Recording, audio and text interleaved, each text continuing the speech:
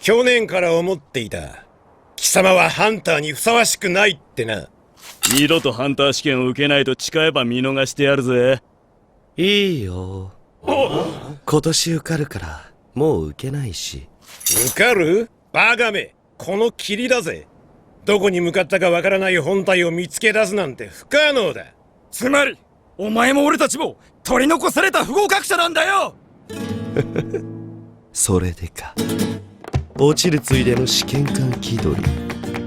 ハンターは獲物を狩るもの。どっちがふさわしいか。逆に僕が試験官を気取った君たちを判定してやるよ。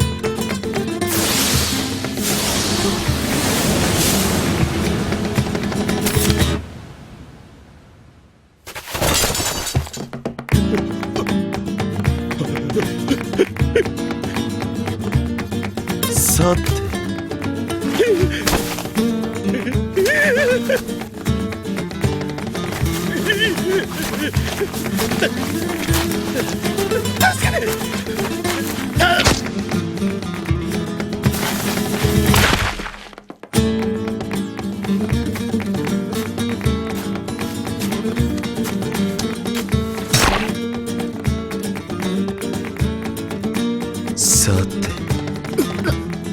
君たちもやる？試験看護。